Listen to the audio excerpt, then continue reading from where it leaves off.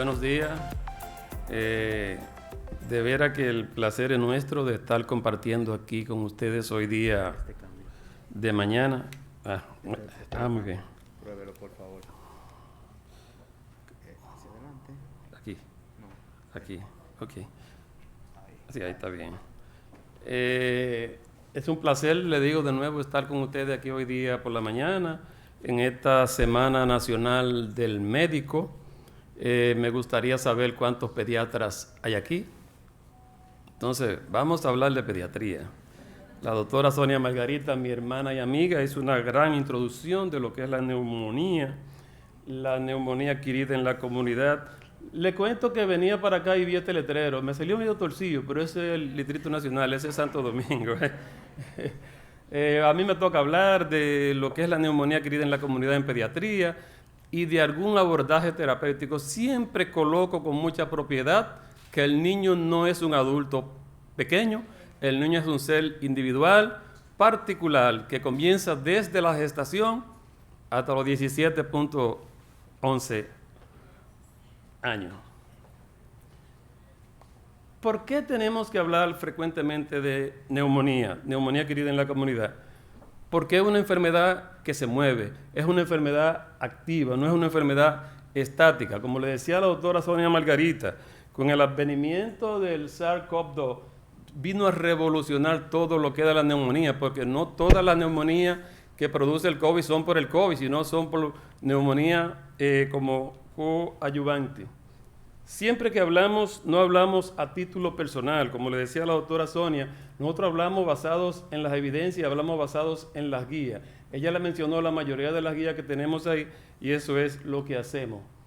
Por ejemplo, este es el último número del Journal de la Sociedad Respiratoria de Gran Bretaña, de la Sociedad Respiratoria Inglesa, donde hay varios artículos que tienen que ver con neumonía. Y esos jóvenes que están ahí, fue la última revisión que hicimos de neumonía adquirida en la comunidad donde nos reunimos en Costa Rica. Ya hicieron la de adultos, no nos invitaron, pero la de pediatría espero que me inviten, que toca este año. Ya la doctora le definió qué es lo que es la neumonía. Yo voy a vuelo de pájaro, es la alteración infecciosa inflamatoria del parénquima pulmonar con afectación de los espacios alveolares y que suele caracterizarse por un proceso febril, sintomatología respiratoria variable e infiltrado radiológico. Como le dijo la doctora, si no hay infiltrado radiológico evidente, usted no puede hablar de neumonía. La doctora igual le describió lo que es la neumonía adquirida en la comunidad en adultos y niños. Lo mismo es aquel paciente que no presenta neumonía los 7 días previos a un ingreso hospitalario o la que aparece las primeras 48 horas de su ingreso a un centro hospitalario.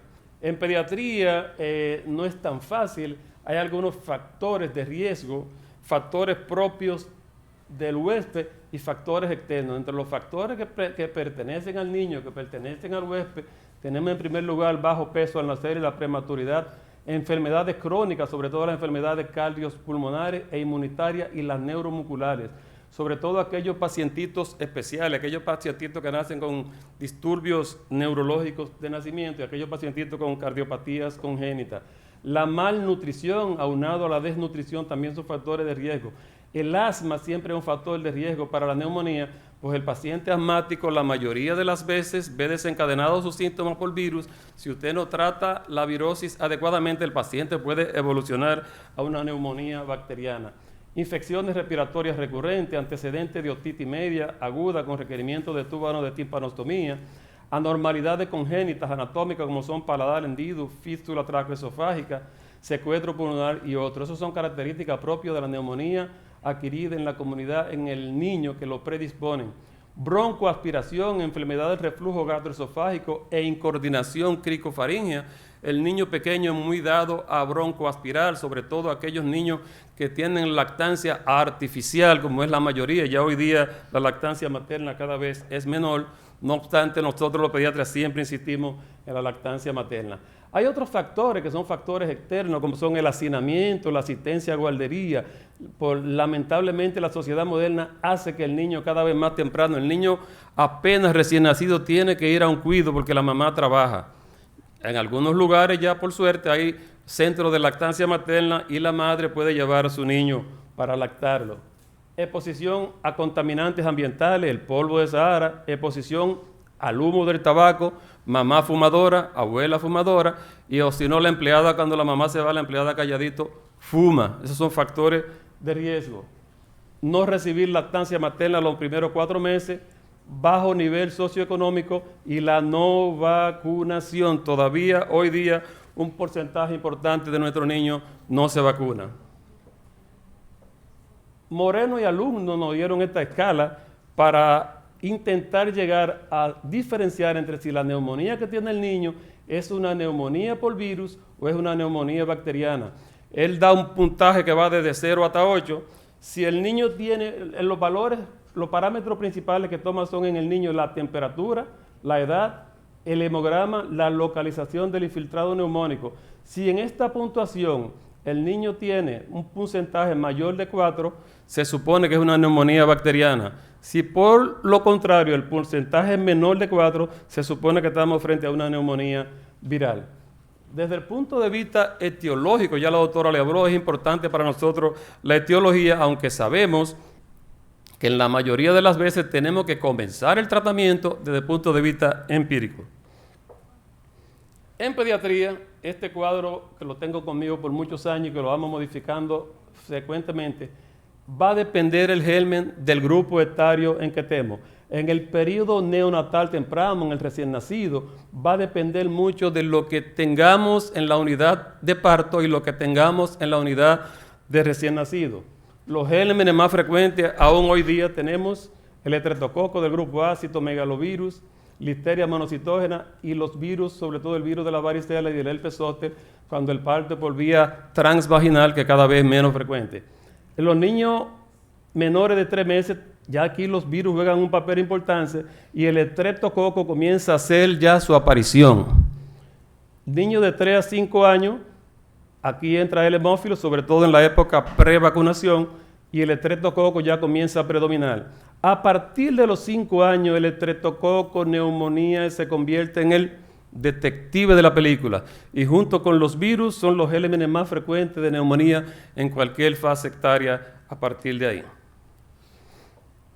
Hay que tener actitud frente al paciente con neumonía, dependiendo del lugar en que esté. Pacientes sin factores de riesgo, la opción mínima es una radiografía de tórax póstero anterior, como opción máxima una radiografía de tórax póstero anterior y lateral. ¿Por qué póstero anterior y lateral? La radiografía de tórax, cuando usted hace la vista póstero anterior, usted tiene una imagen posiblemente fija, pero cuando usted hace la vista lateral, ambos estudios se complementan en cuanto al tamaño y dimensión del proceso. Pacientes con factores de riesgo, la opción mínima es lo anterior y la opción máxima son lo que le dijo la doctora Sonia Margarita, hemocultivo, EPUTO, estudio del líquido pleural, eventualmente una tomografía axial computarizada. Cuando el paciente está hospitalizado, pues bien, ya tenemos que usar otros recursos, y el paciente en la unidad de cuidado intensivo, pues lógico que es un paciente que usted le va a hacer todo lo que hay que hacerle, tomografía, gasometría, todo lo que sea posible, porque es un paciente que está grave. El diagnóstico de la neumonía adquirida en la comunidad está basado en datos clínicos y confirmado con el examen radiológico. Como yo le decía, ante toda sospecha de neumonía, una radiografía anterior y posterolateral es obligatoria. Estos son 2 tipos de técnicas, las técnicas invasivas y las técnicas no invasivas. La no invasiva, radiografía de tórax, cultivo de líquido pleural si lo hubiera, tinción y cultivo de gran, como le dijo la doctora, SPER TV, porque en nuestro medio la tuberculosis sigue siendo endémica. Las técnicas invasivas, que lo dejamos para pacientes graves, eso incluye la punción pulmonar transtorácica, eso incluye todo lo que significa invasivo, una broncoscopía. Desde el punto de vista de clínica, todo paciente pediátrico con neumonía cuya saturación de oxígeno esté por debajo del 90% constituye signos de alarma. Harris y colaboradores hicieron esta tabla para ello clasificar la neumonía por gravedad en los niños y lactantes. Leve a moderada y lactantes se toma en cuenta la temperatura, la frecuencia respiratoria, la restricción y la ingesta de alimentos. En pediatría, repito, temperatura, frecuencia respiratoria, retracción e ingesta de alimentos. El paciente está de leve a moderado cuando la temperatura está por debajo de 38.5, frecuencia respiratoria por debajo de 50, las retracciones son leves y el paciente tiene una ingesta normal. Este paciente lactante es grave cuando la temperatura pasa de 38, cuando tiene frecuencia respiratoria mayor de 70, cuando hay retracciones moderadas a severas, hay aleteo nasal, cianosis, quejido, es un paciente que está grave. Los niños mayores se valora igual y prácticamente igual, temperatura mayor de 38, frecuencia respiratoria mayor de 70, disnea severa, aleteo nasal, quejido, signo de deshidratación, taquicardia y tiempo de recapilarización mayor o igual a 2 y una saturación de oxígeno por debajo de 90. La doctora le hablaba de indicación de tomografía en pediatría, es igual, neumonía de evolución rápida, tórpida y de difícil manejo, diagnóstico diferencial con masa pulmonares, sobre todo la llamada neumonía redonda del paciente pediátrico, derrame pleural, neumonía adquirida en la comunidad grave desde un inicio, neumonía por COVID-19, como le dijo la doctora, y todo paciente en UCI debe ser sometido a una tomografía. El diagnóstico etiológico, ya la doctora le habló, es importante para dar un tratamiento específico, pero en lo que llega a ese diagnóstico etiológico, nosotros tenemos que hacer un tratamiento empírico. De todo esto le habló la doctora Esther Margarita, de los métodos diagnósticos, secreción nasofaringe, PUTE, secreción tracobronquial, lavado bronquialveolar, cepillado bronquial telescópico, hemocultívico, estudio electroplural, punción pulmonar, detección de antígeno bacteriano e identificación de virus. Señalar algunos, por ejemplo, la detección de antígeno bacteriano se efectúa mediante el método ELISA o contrainmunoelectroforesis. Tiene valor cuando las muestras analizadas se encuentran libres de antígeno. Se considera que su especificidad y su sensibilidad de estos métodos es inferior al hemocultivo. La investigación de anticuerpos, aproximadamente el 75% de los pacientes con micoplasma neumonía tienen elevación de los títulos de IgM. Esto es bueno para el micoplasma, para la Klebsiella y para la clamidia o los microorganismos atípicos. La identificación del virus, si bien es cierto que tiene un valor epidemiológico, tiene un valor académico, pero con el advenimiento del SARS-CoV-2 cada vez vemos que la identificación del virus es más importante. El ExpertTB que yo le hablaba, que es un método en el cual usted en 2 horas tiene una muestra que le dice si el paciente tiene tuberculosis o no desde el punto de vista genético y además le habla de la sensibilidad a la rifampicina. La característica de la neumonía adquirida en la comunidad en pediatría, hay tablas donde usted va a tener el microorganismo más frecuente por la fase etaria, lo cual yo le voy a dar un cuadro más preciso y que se lee mejor. Criterios de hospitalización del paciente pediátrico con neumonía adquirida en la comunidad, edad inferior a 1 año, enfermedades subyacentes como son la malnutrición, la fibrosis quística, la cardiopatía congénitas.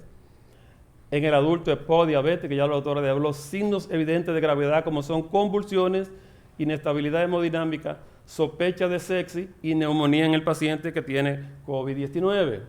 Hay criterios mayores de hospitalización como son lactantes con neumonía adquirida en la comunidad de moderada a grave y con una saturación de oxígeno por debajo de 90, niños y lactantes con neumonía causada por patógenos mayores como son el estafilococo meticilino resistente.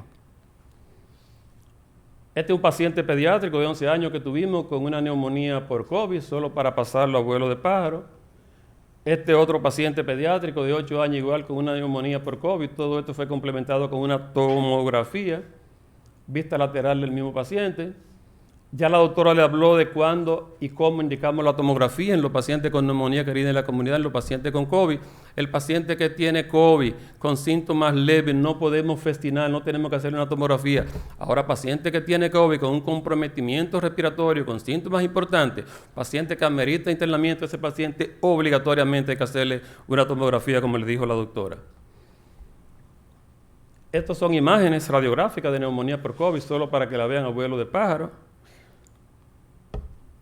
En pediatría, cuando hablamos de neumonía, es importante valorar la frecuencia respiratoria del paciente pediátrico, sobre todo de los lactantes.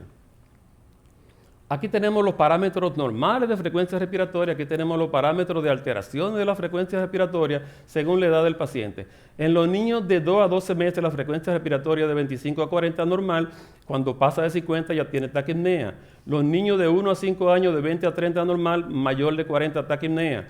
Los niños mayores de 5 años tienen un patrón ya casi del adulto, de 15 a 25 normal, mayor de 30 taquipnea. Es importante que esa frecuencia respiratoria debe ser tomada con el niño tranquilo, con el niño que no esté llorando y de ser posible con el niño en los brazos de su madre para que tener una medida fidedigna y confiable. Hay otros criterios mayores de hospitalización en los pacientes pediátricos con neumonía, distrés respiratorio e hipoxemia, falta de respuesta clínica luego de una terapia antiinfecciosa correcta, complicaciones pulmonares como son derrame pleural, absceso pulmonar, pioneumotora, ambiente familiar incapaz de cooperar y problemas socioeconómicos que todavía hoy día representan el 9% de los ingresos de neumonía querida en la comunidad en pediatría. Problemas socioeconómicos y familia que no tiene la preparación ni la actitud mental para tratar a su niño. Hay pruebas también dependiendo de dónde tengamos el paciente. Recuérdense que estamos hablando de medicina de varios niveles, medicina de nivel básico, medicina de nivel medio, medicina de tercer y cuarto nivel. Si el paciente, la prueba diagnóstica en la atención primaria, la radiografía de tórax siempre es recomendada, en urgencia es recomendada, cuando el paciente está hospitalizado es obligatoria la radiografía. Y así ustedes ven la demás prueba, la prueba de Mantoux, PPD, hemograma, hemocultivo, GRAN, esputo, frotis. Todo eso va a depender del área donde usted recibe el paciente, si es en atención primaria, si es en la emergencia o si es en el consultorio u hospital. Otros factores de riesgo son la existencia de patologías crónicas que actúen como factores debilitantes, como son la falta de respuesta al tratamiento empírico correctamente utilizado transcurridas 48 a 72 horas, imagen radiográfica o radiológica que aumenta o aparición de nuevos infiltrados, presentación inicial muy grave, paciente desnutrido, paciente inmunocomprometido y paciente con SARS-CoV-2. Este es uno de los últimos números de la revista Respira de la Sociedad Respiratoria Europea, donde dan la importancia del estafilococo como uno de los gérmenes más importantes en la neumonía adquirida en la comunidad en el paciente con fibrosis quística o enfermedad la mucoviscidosis. Esta es una imagen más o menos visible de un derrame pleural importante. Este es un estudio de tesis que hicimos en nuestro Centro Materno Infantil San Lorenzo de Lomina, hoy Hospital Docente de Neumología Pediátrica. En este estudio, nosotros vimos la incidencia de derrame pleural en el paciente durante el periodo de enero 2015 a mayo 2018. Ustedes ven, los ingresados en total fueron 8.377 y ustedes ven que el 85% fueron pacientes respiratorios. Y de esos pacientes, con derrame pleural habían 22 para un 0.3%. Los gérmenes más frecuentes, es una pregunta que siempre yo hago a los estudiantes, por ejemplo, ¿cuál es el germen que más frecuentemente se asocia al derrame pleural? El estafilococo es el que más derrama. Ahora la pregunta parecida, ¿cuál es el germen que más frecuentemente aislamos en el derrame pleural? El estreptococo neumonía, porque este es el germen que más neumonía da. Entonces este estudio dice lo mismo, un 22% tenía derrame pleural por el estreptococo y un 13.6% por estafilococo. Yo me sentiría mal si no pusiera esa foto, mi amigo Luis Alán, mi amigo Valde Anderson y Laboratorio Mayor. Me dijeron que pusiera esa foto. Esa es la residencia de neumología pediátrica que recién nace en el Hospital Docente Materno Infantil San Lorenzo de los Minas, hospital del cual tenemos el honor de ser el gerente de neumología pediátrica en los últimos, no lo voy a decir, 30 años. Bueno, es un algoritmo que no sé si se ve muy bien para un flujograma, ¿no? Llegó el paciente pediátrico con síntomas de neumonía, sospechamos que tiene neumonía, tenemos dos alternativas. Le hacemos el diagnóstico, lo mandamos a la casa con tratamiento empírico, dependiendo de la fase etaria, que lo vamos a ver más adelante. Si el paciente mejora, en 24 a 48 usted lo ve, si mejora usted completa tratamiento, si no mejora pues usted hace otra cosa, incluyendo el ingreso. Aquí lo vemos más grande, el flujograma, paciente con sospecha de neumonía, usted tiene que hacer una buena historia clínica, tiene que hacer un buen examen físico, las medidas mínimas son hemograma, radiografía de tórax y PPD en nuestro medio, o estudio de tuberculosis, dependiendo del centro. Valorar los criterios de ingreso del paciente. Si el paciente está estable, tratamiento ambulatorio 24 a 48 horas, usted lo manda a regresar. Si el paciente mejoró, pues usted le completa su esquema antibiótico, que nunca debe ser menos de 7 a 10 días. Si el paciente no mejora, pues usted le va a hacer todo lo que son baterías de laboratorio adicionales. Ese paciente usted lo va a ingresar, le va a dar una antibiótico terapia modificada, va a hacer el switch, como ustedes verán más adelante, y eventualmente ese paciente, si no mejora, terminará en una unidad de cuidado intensivo. Este es uno de los últimos números de la revista del CHEST, del Colegio Americano de Neumólogos, donde da una alarma importante sobre lo que ellos llaman neumonía silenciosa. Ellos estudiaron aproximadamente 11.591 pacientes y de esos pacientes encontraron que un alto porcentaje tenían neumonía afebril, 2.048 de estos. ¿Por qué la alarma? Porque en estos pacientes con neumonía afebril, estos pacientes se encontró que la tasa de mortalidad se duplicaba con relación a los pacientes que tienen fiebre, como lo dice ahí. Una proporción relevante de pacientes con neumonía bacteriana afebril por un germen específico eran afebril y tenían un rango doble de mortalidad en comparación con los pacientes que tenían neumonía febril. Esto es lo que nosotros llamamos neumonía silenciosa. Es el pacientito que usted le llega de rutina, usted lo oculta, le siente algo, le hace una radiografía y encuentra el foco neumónico. Y la mamá le dice, pero no tiene fiebre. Ese es peligroso, es el que se muere. Así que mucho ojo y mucho cuidado. Desde el punto de vista del tratamiento, vamos a avanzar un poquito. El tratamiento empírico va a depender de la edad del paciente, como yo le dije inicialmente. La neumonía no complicada, si el niño está vacunado contra el hemófilo, usted sabe que usted, su antibiótico de primera elección va a ser amoxicilina en alta dosis. Tratamiento hospitalario, ampicilina. Eso es bueno que aquí lo lleven en cuenta los pediatras. Las malditas ARS están glosando, y ellos le glosan a usted eso. Si usted tiene un paciente que no tiene riesgo, un paciente que está vacunado, y usted le ingresa, no le ponga ceftriaxona, no le ponga cefotacima, comience con las armas convencionales, y si el paciente no mejora, pues usted va pasando a armas de más poder. Este otro cuadro que habla, dependiendo de la edad del paciente, los gérmenes más frecuentes. En los pacientes menores de 3 semanas, estreptococo, enterobacterias, citomegalovirus, la listeria. De 4 meses a 4 años los virus ya comienzan a jugar un papel importante y se mantienen a partir de ahí junto con el estreptococo como los gérmenes más frecuentes.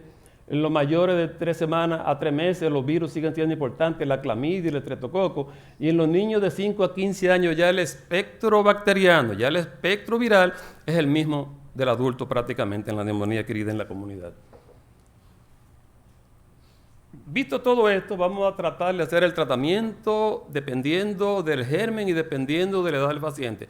Uno de los errores que cometemos como médicos es que nosotros indicamos el antibiótico y no sabemos a qué le estamos dando, a qué le queremos llegar. Siempre que indiquemos un antibiótico, tenemos que decir, voy a usar tal antibiótico porque yo pienso en un estreptococo, voy a usar este porque pienso en un estafilococo.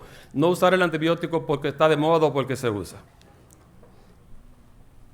Volvemos a este cuadro que para mí es importante. En el periodo neonatal, estos son los gérmenes más frecuentes.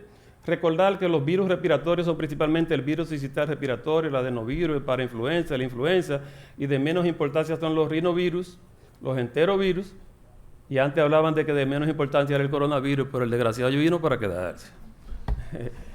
Entonces, en ese recién nacido, sexy precoz, sexy temprana, que es el niño recién nacido de menos de 7 días, tiene su origen en la transmisión vertical de la infección a partir de la madre. Los microorganismos habituales va a depender mucho de la sala de parto, les repito, y del entorno donde nace el niño, pero los más frecuentes son el Streptococcus agalateae, la Escherichia coli, los enterococos y la listeria. Tratamiento, ampicilina más amicacina. Eso sigue siendo estándar, en el recién nacido de menos de 7 días. Tratamiento de elección de entrada, ampicilina, amicacina. Lógico, aquí todos sabemos que ese niño está interno, Eso no se juega, con eso no se juega. Entonces, ampicilina, amicacina, en los casos que exista sospecha de hemófilo influenza en función de la presencia de un cultivo vaginal materno positivo, ampicilina más ceftriaxona o cefotaxima. En los casos que usted sospecha de listeria monocitógena, pues ampicilina con dosis elevada es suficiente. Volvemos al segundo grupo, el recién nacido que ya tiene más de 7 días. El espectro es parecido, pero se agregan algunas cosas. Tratamiento. Usted va a lo que dijimos anteriormente, usted va a agregar. Pueden tener su origen a través de la transmisión vertical materna, caracterizada frecuentemente por la presencia de meningitis. Meningitis antes del periodo vacunación, después de la vacunación del hemófilo, después de la vacunación del neumococo, ya la presencia de meningitis cada vez menos, pero sí aparecen. Recuérdense, debe dejarlo ahí, perdón, porque ustedes recuerdan que cuando el parto es por vía transvaginal, cuando el parto es fisiológico, frecuentemente estos niños se afectaban en el canal del parto y por consiguiente se infectaban por clamidia. Y usted descubría eso cuando el niño tenía conjuntivitis, tos tipo perruno, tos pertussoide. Tratamiento igual, ampicilina más micacina, y cuando usted sospecha de un atípico, pues un macrólido como es la claritromicina o la citromicina, eso lo dejamos a preferencia de ustedes. Ya en los pacientes mayores, ya los niños de 1 a 3 meses, el estreptococo sigue jugando un papel importante, los virus. En los niños menores de 3 meses, los virus respiratorios entran importantes, el estreptococo comienza a sacar la cabeza, como decimos nosotros. El espectro de antibióticos es igual, solo que si usted piensa en el hemófilo y en la listeria, usted le va a dar un macrólido. Si usted va a internar al paciente, pues usted le va a dar ceftriaxona o cefotaxima, ampicilina cuando usted piensa en listeria. En los casos de sospecha de estafilococos áureos, pues usted va a agregar una clozacilina o diclozacilina, y como una segunda lesión la vancomicina. Cuando usted sospecha de un atípico, como todavía le llamamos, usted le va a dar un macrólido. En el tercer grupo, igual, el 75% de los niños que tienen neumonía crónica de la comunidad en la fase etaria de 3 a 5 años, tienen en el 75% viral. Y ya cuando aparece bacteriana, el estreptococo comienza a ser el rey, seguido por el hemófilo influenza. Entonces usted lo va a tratar con amoxicilina en alta dosis, amoxicilina más ácido clavulánico, cefurozima cetil es una buena opción, la cefizima es una buena opción, y la citromicina más ácido clavulánico es una combinación perfecta. Por ejemplo, yo personalmente, y basado en la guía, en mis pacientes, en esta fase etaria, la mayoría lo manejo con la asociación de acitromicina, amoxicilina con clavulánico, y felices todos. En los casos de neumonía de afectación clínica de moderada a grave, utilizar los mismos fármacos anteriormente por vía venosa. Si el hemófilo influenza o el estreptococo neumonía son resistentes a la penicilina, pues ya usted está pensando en que tiene que usar antibióticos de otra generación y que vayan dirigidos hacia esos gérmenes penicilinos resistentes, como es la cefepimia, cefalosporina de tercera o cuarta generación, la cefurozima cetil y la ceftriaxona. Para el estafilococo, repito, diclozacilina o clozacilina, y como una segunda opción la vancomicina. Ya aquí comienzan a tener uso, dependiendo del espectro, los carbamazepénicos como son el imipenem y el meropenem. Cuando no hay respuesta a la penicilina, siempre debe considerar la resistencia a lo mismo, y lo mismo que le dije anteriormente, tiene que darle un antibiótico que le cubra ese espectro de acción. Y aquí llegamos ya al niño mayor de 5 años. En este paciente, el estreptococo se convierte en el rey, y a partir de ahí, durante toda la vida, el estreptococo es que va a predominar en todas las neumonías. El estafilococo ahora es importante, los virus siguen siendo importantes. Neumonía en niños mayores de 5 años, en estas edades conocidas por su elevada incidencia de micoplasma neumonía, clamidia. Para todos los casos de esta neumonía atípica, el estreptococo se convierte y se mantiene como el agente causal principal. Recientemente hubo una alarma en el Journal de la American Thoracic Society, aparecida en julio de este año, donde dice que cada vez es más frecuente la presencia de neumonía por neumococo serotipo 3. ¿Por qué ellos colocan esto? Ustedes saben que hay varias vacunas. Tenemos la vacuna 13 valente y esa vacuna 13 valente que tiene 13 cepas incluye el serotipo 3, pero parece que hay alguna falla y la vacuna no está siendo tan específica. Esta es una neumonía neumocócica. Tratamiento de elección para ese tipo de neumonía: amoxicilina con clavulármico, acitromicina, claritromicina, eritromicina y cefuroxima acetil. Las formas graves que requieren hospitalización y si no existe orientación etiológica, las combinaciones que se recomiendan son macrólido más cefuroxima, macrólido más cetriazono o cefotaxima o macrólido más cefepime. Este fue un estudio que se hizo hace varios años y que ha sido modificado sobre el tiempo sobre la susceptibilidad y la resistencia de los antibióticos convencionales y que más usamos. Tenemos, por ejemplo, la penicilina, que todavía hoy día, cuando usted trata el estreptococo, tiene una sensibilidad del 71%, la amoxicilina en alta dosis con una sensibilidad de un 85%, amoxicilina con ácido clavulárnico 85%, la cefuroxima 88%, cefotaxima 88% y así sucesivamente. Y le coloco aquí abajo el levofloxacino y el moxifloxacino, que son las quinolonas. Antes eran antibióticos absolutamente prohibidos en pediatría, ya hoy día se comienzan a usar con prudencia y cuando usted entiende que es estrictamente necesario y que no tiene otra opción terapéutica. Hay estudios que ya están demostrados que están usando en pediatría. Situaciones especiales de neumonía: el paciente que tiene neumonía por aspiración, paciente que tiene neumonía abscesada, paciente por neumonía por SARS-CoV-2 y otras situaciones. Si el paciente broncoaspira, es de suponer que en esa broncoaspiración ahí llega de todo, ahí llega gran negativo, gran positivo, anaerobio. Entonces usted tiene que darle con todo. Entonces aquí tenemos clindamicina, aquí tenemos aminoglucósido y como segunda elección amoxicilina con clavulárnico y cefuroxima acetil como segunda opción. En la neumonía abscesada frecuentemente son producidas por estafilococo, por Klebsiella neumonía y por anaerobio. Entonces el tratamiento de elección es cefotaxima o cetriazona más clindamicina. Otra opción, cetriazona más diclosatilina, cefepime, clindamicina. Son opciones terapéuticas. Eso solo para decirle, ya la autora le habló, que el COVID no solo es el COVID, sino que deja secuelas pulmonares. En la mayoría de los pacientes deja secuelas pulmonares importantes.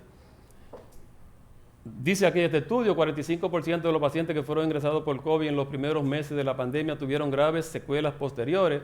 A pesar del descenso de los casos, las secuelas siguen siendo evidentes y dejan importante daño.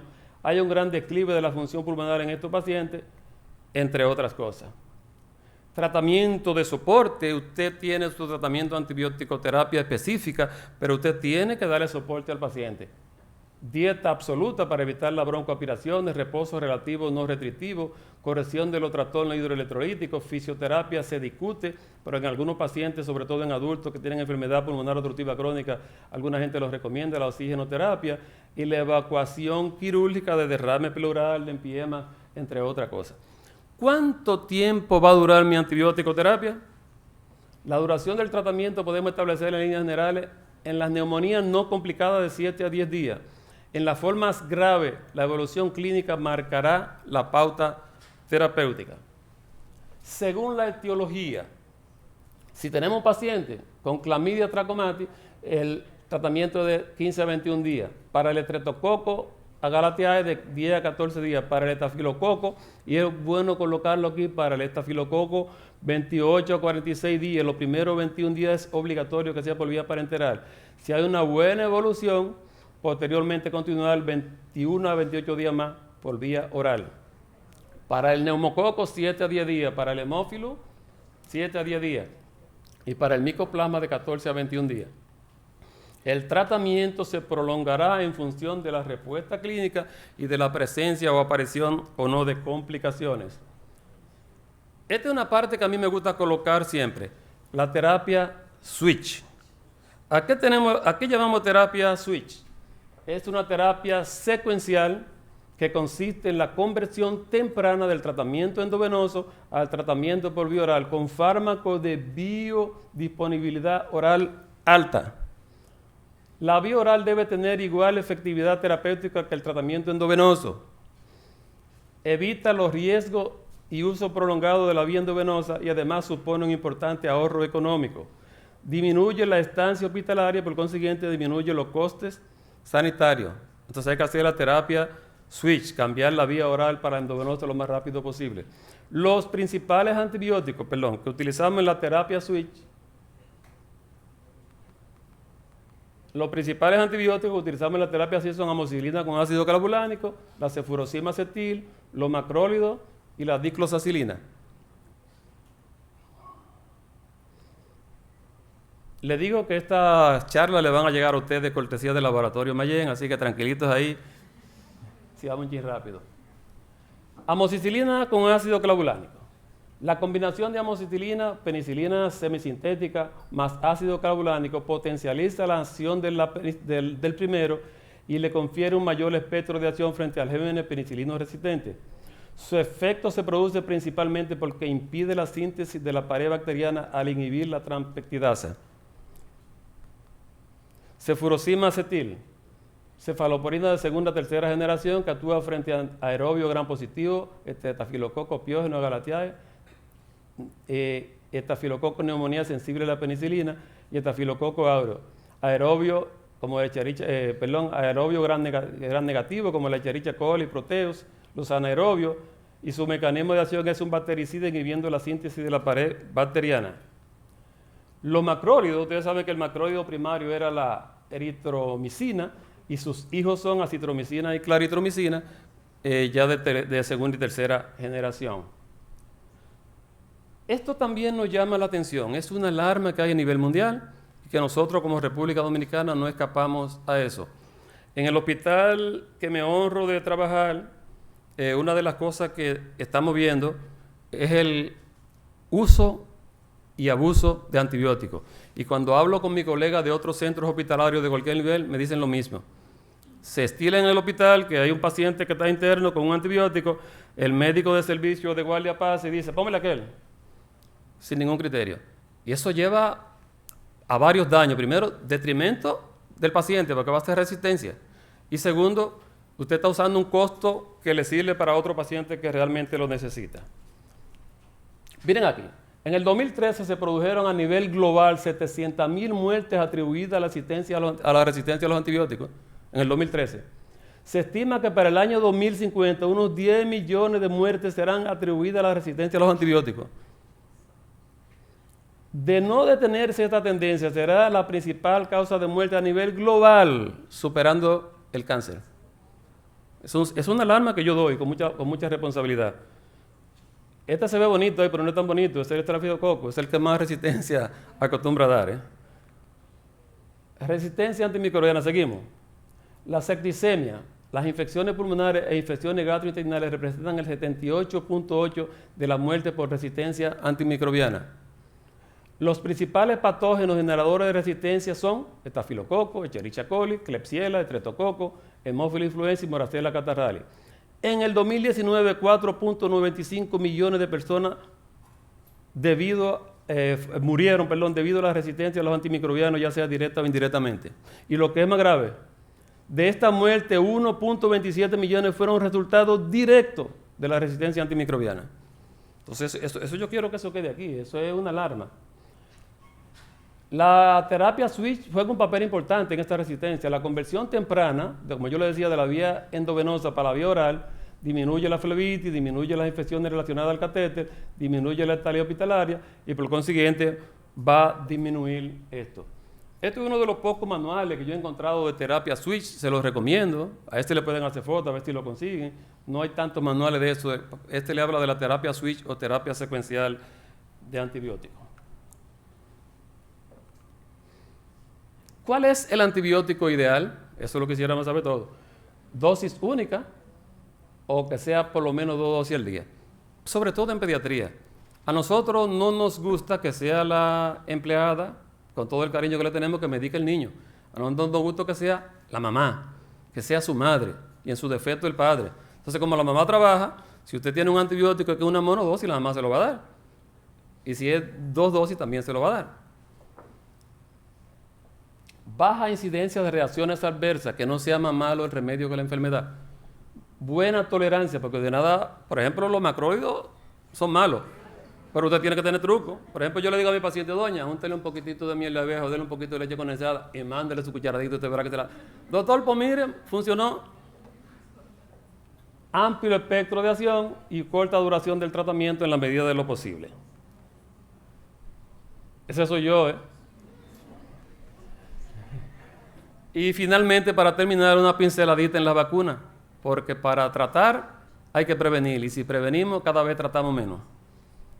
Las vacunas, tenemos vacunas estacionales, como es el de la gripe o de la influenza, vacuna contra el hemófilo, que ha venido a disminuir drásticamente las infecciones por hemófilo, ha disminuido la meningitis, vacuna contra el neumococo, que tenemos la Neumo 23, tenemos la 13 valente y la 20 valente, la vacuna contra el COVID y todas aquellas vacunas que los pediatras conocen. ¿A quién vacunar? Bueno, la mejor manera de protegerse es vacunándose, y se vacuna a la persona desde que nace hasta que muere conforme vayan llegando la vacuna.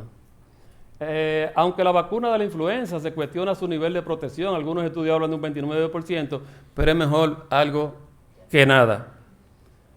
Vacuna 13 valente, primero teníamos la 7 valente que tenía 7 serotipos y luego se le agregaron algunos más y tenemos, eso se llama 13 valente porque tiene 13 serotipos diferentes contra el estreptococo, neumonía. Indicaciones. La 13 valente está indicada en niños menores a partir de los 2 años y desde los 45 días de vida. El esquema son 3 dosis a los 2, a los 4 y a los 6 meses y con un refuerzo entre los 2 y los 15 meses. El esquema de vacunación sigue aquí. Niños de 7 a 11 meses se sugirieron 2 dosis. Los niños de 12 a 23 meses deberán recibir 2 dosis y un refuerzo. Y ya los niños mayores, 1 dosis y un refuerzo. Recientemente salió la 20 valente, que tiene 20 serotipos diferentes, pero esta solo está indicada a partir de los 18 años de edad. La vacuna contra el COVID, ya la doctora Tina Margarita la habló con mucha propiedad de eso. Bibliografía reciente, la tolerancia, el COVID, y hasta aquí lo dejamos.